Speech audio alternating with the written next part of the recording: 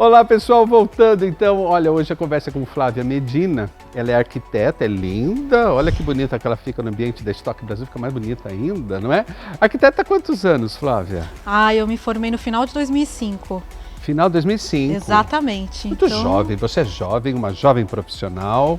Mais ou menos, né? 15 anos de profissão, é bastante tempo. 15 anos de profissão. O que você mais aprendeu em 15 anos de profissão? Aprendi de tudo. Lidar com as pessoas, fazer projeto, fazer desenho.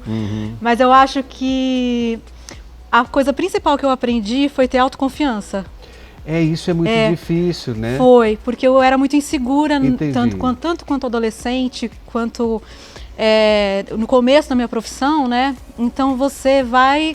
você tem que fazer, né? Então você vai fazendo, você vai vendo que você pode confiar em si mesma, que o projeto tá legal. Que legal. Aí você projeta, vê a obra pronta, vê que ficou ainda melhor do que você imaginou, né? Então isso te dá uma autoconfiança, né? Que o pessoal fala muito de empoderamento, mas tem a ver com você se conhecer e saber do seu potencial, saber que você sabe fazer aquilo que você está se propondo a fazer, né?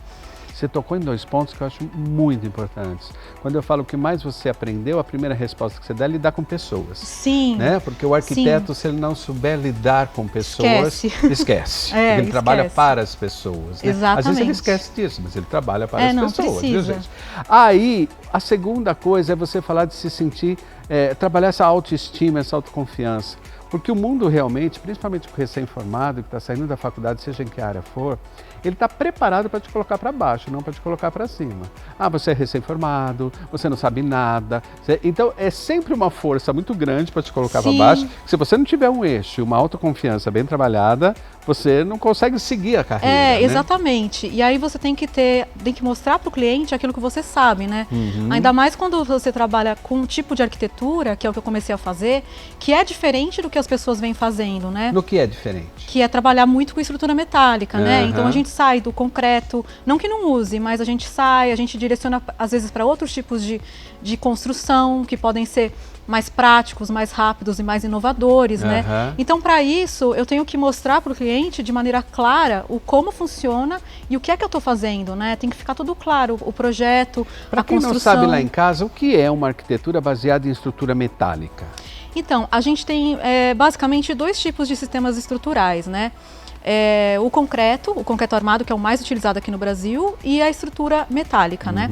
Todos esses sistemas, eles vão trabalhar com pórticos, que é uma viga apoiada sobre o pilar e a laje apoiada sobre essa viga que apoia sobre esse pilar, que apoia nas fundações. Certo. Então, na metálica, a gente troca todas essas estruturas que seriam de concreto armado, que são os pilares e as vigas, e às vezes até as lajes, por uma estrutura metálica. Então, ao invés de você fazer uma forma que vai ser moldada, você já vem com as peças prontas e parafusa.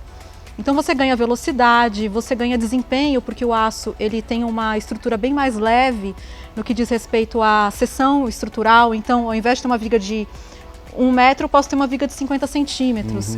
Então eu posso otimizar a arquitetura, né? Eu tenho vãos maiores.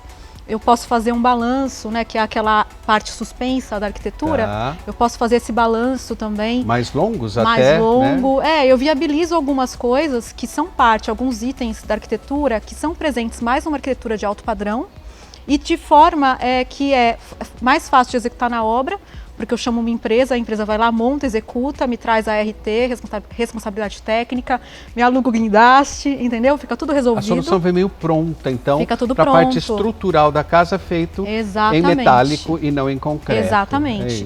Então, nisso Essa técnica é muito usada fora do Brasil já. Muito. É que no Brasil a gente vem vindo depois disso, não é isso, Flávia? Olha, é que aqui no Brasil a arquitetura, a construção, aliás, ela é um processo artesanal.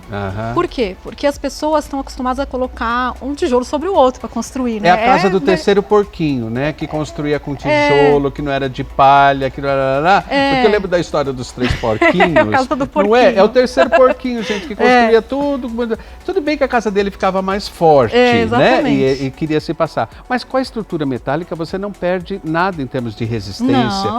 Pelo contrário, às vezes até ganha, né? Aguenta o terremoto. Isso é muito legal. Agora, a gente vai entrar no comercial rapidinho já, mas eu queria falar só antes do comercial que você acabou entrando num concurso por trabalhar com estrutura metálica e pegou o segundo lugar num concurso internacional, é isso? Fiquei com um dos projetos que eu fiz aqui em Jundiaí, inclusive. Olha que incrível isso. Uma casa maravilhosa, para um casal de clientes também maravilhosos, né? Porque as casas são para os clientes. Isso permite, é verdade, é verdade. Então, e fiquei em segundo lugar, mandei o projeto e fiquei em segundo lugar no concurso internacional. Que legal. Se eu não me engano, eu fui a única brasileira. E pelo que eu li, sim, você foi a única brasileira que ficou nesse concurso. Eu pesquisei lá no site e vi que foi a única brasileira. Bacana, né, gente? Muito. Você é de Jundiaí ou não? Não, sou de São Paulo. São Paulo, e veio para Jundiaí há quantos anos? Olha, a minha família mudou para Itatiba em 2000. Itatiba. Que é aqui do lado, né, na divisa. Sim. E aí, na época, eu vim junto, porque eu estudava, já fazia faculdade, né, em 2000.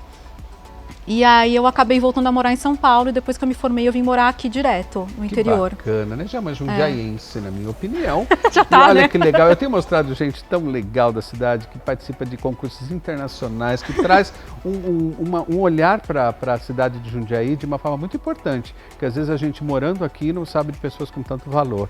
A gente vai voltar já, então, e eu quero continuar sabendo mais, e é para isso que ela veio falar, da estrutura metálica. E o que mais? O que vem junto com essa estrutura metálica numa construção mais rápida, mais fácil, mais econômica, mais ecologicamente correta? Espera aí que a gente volta já.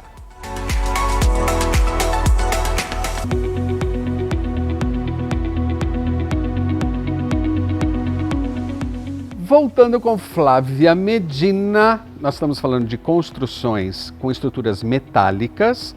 Ela tem toda uma sequência. Quando você entra com a estrutura metálica, tem uma sequência. Por exemplo, drywall. Que são as paredes de gesso, para quem não entende tecnicamente, né? Uhum. Elas entram muito em casas com estrutura metálica? Pode ter parede de drywall, sim. A gente, na verdade, pode usar o drywall até numa estrutura convencional. Uhum. Não tem nenhum impedimento, porque ele é muito prático. Tá. Geralmente ele é mais utilizado nos forros, né? Uhum. Já tem a tradição. Mas existe uma outra técnica construtiva, que é o steel frame, que daí a gente utiliza uma seção de alumínio, de estrutura de alumínio mais espessa do que uma parede de drywall mesmo, e utiliza a placa de drywall como fechamento. Estados Unidos, total. Nossa, internacional, muito, sim. Né? Sim. Aí o interessante quando você trabalha com esse steel frame, ele é uma parede autoportante, porque ele é feito de pequenos pilares e pequenas vigas que formam a estrutura da casa. E de vez em quando você precisa, dependendo do projeto, colocar um pilar ou uma viga para aquilo trabalhar em conjunto. Isso é muito legal. E aí é mais rápido ainda. Eu construí uma casa em São Paulo assim, a gente está finalizando, eu acho que o tempo total de obra de 400 metros quadrados foi em torno de 60 dias dessa parte. Como é que é? 400 metros quadrados, eles levantaram toda a estrutura e fizeram os fechamentos externos e as lajes e cobertura em torno de 60 dias. É muito rápido. Precisa conversar com o Flávio, né, gente? Precisa. Não, eu lembro quando eu construí minha casa, eu levei 2 anos. Agora eu estou achando rápido os sistemas construtivos, já melhoraram, que estão vindo para 7, 8 meses para levantar uma casa. Agora você está me falando muito menos que isso, né? Sim. Então, realmente, a gente está vivenciando uma evolução em termos de técnicas e em termos de materiais. Sim. Porque outra coisa que eu acho que vem muito na estrutura metálica, que pode ser ou não, acho que a sua resposta vai ser essa, são os vidros como fechamento. Com certeza. Que coisa mais linda do que uma casa de estrutura metálica com vidro fechando? Muito vidro. É moderno, é contemporâneo, é chique, mas pode virar um aquário muito quente? Olha, é que hoje a gente tem um tipo de vidro específico para essa situação, que são os vidros de proteção solar. Sim. Então a gente tem vidros que eles podem ser completamente transparentes e ainda barrar tanto o ultravioleta quanto o infravermelho, que é o que aquece. Eu usei em casa e deu certo.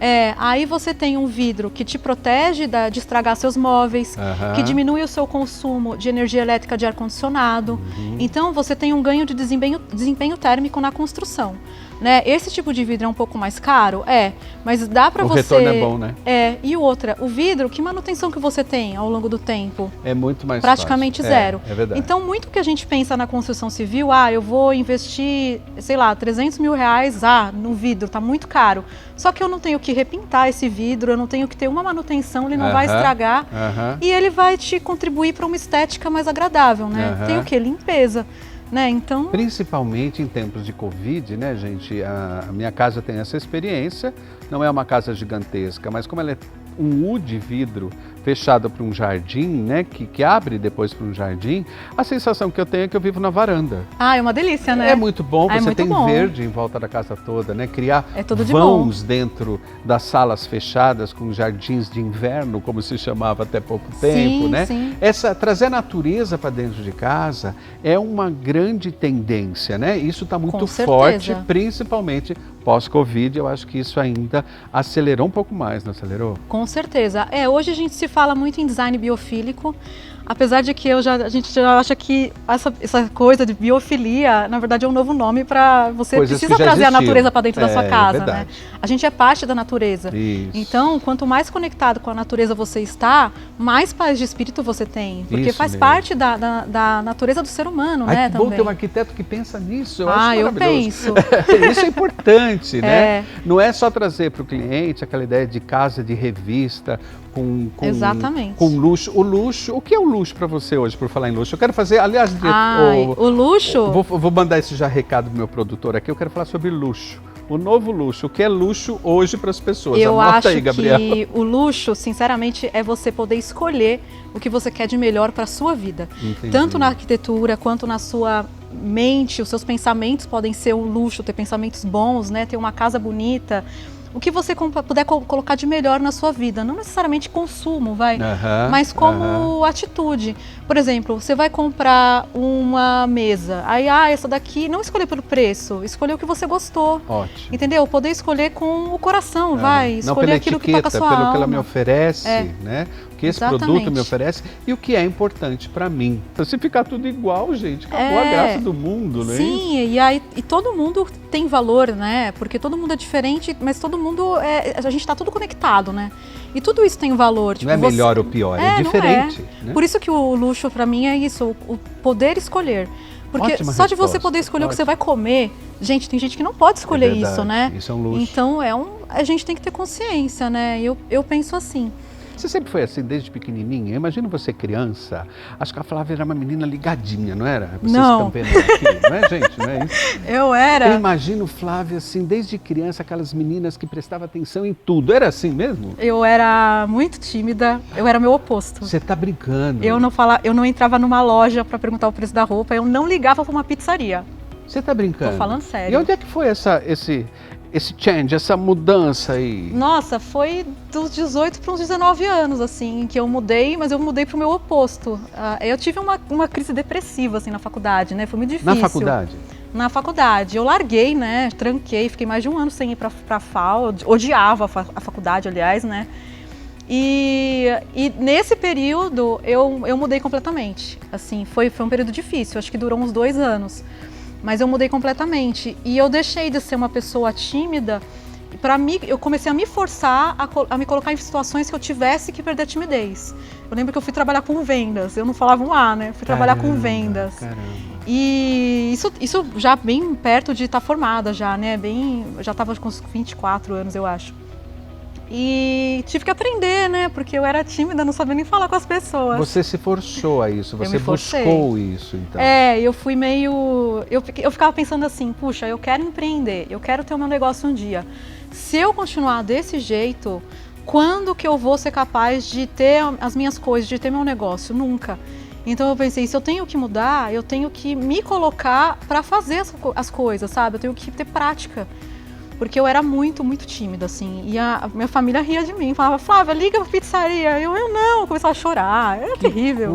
Olha, eu conheço tanta era gente terrível. com esse perfil.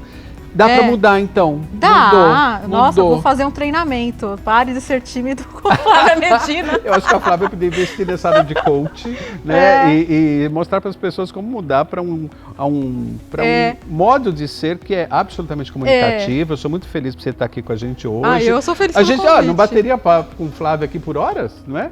Uma pessoa que não tem medo de falar da sua vida, das suas crises, das suas escolhas, do quanto é importante algumas coisas para você. Parabéns, viu, Flávia? Obrigada. Te conhecer um pouco melhor, eu te conheço de alguns eventos que a gente participou juntos, acho do Circuito Decor. Sempre achei você muito divertida, muito sorridente, aquela que dançava e saía da pista, a última. Então, Flávia é o que aparenta ser, ela é muito feliz e tomara que você passe sempre isso para os seus clientes. Obrigada. Obrigado por estar no Casa Brasil, viu? Eu que agradeço. E parabéns pelo seu prêmio.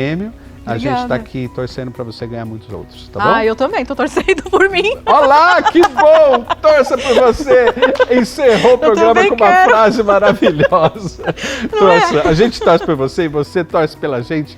E nós torcemos uns pelos outros, porque estar na televisão a gente está dentro da sua casa, tentando levar boas energias para você. Sai daí não, porque a gente vai viajar ainda, relembrando os FUIs de 10 anos do Casa Brasil. Obrigado, Flávia. Eu que agradeço, obrigada. Até a próxima, tchau, fique aí.